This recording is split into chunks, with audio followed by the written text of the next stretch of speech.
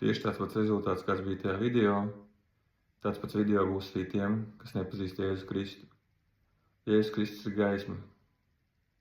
Tā gaisma, tas ceļš un tā patiesība. Tā vienīgā gaisma un tas vienīgais ceļš un tā vienīgā patiesība.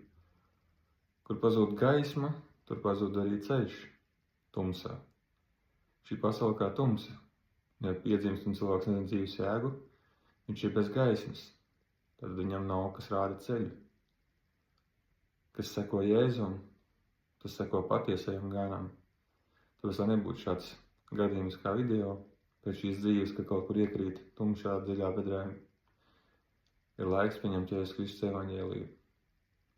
To, ka viņš mir par mūsu grēkiem, trešajā dienā augšām celās pēc rakstiem. Un kad ar viņa asinīm uzsēšanās viņa darbām pie krusta, apturot to, ka mēs esam grēcinieki, saprotot to, ka mums vajadzīgs glābējs, mēs varam iegūt glābšanu, ko Jēzus Kristus mums dāvā. Bet ja mēs esam lapni, un mums liekas, ka mums nevajag glābēju, ka mēs neesam grēcinieki, tad mums glābējs nav pieejams. Aicinu padomāt. Vai tev ir laiks patiesībai?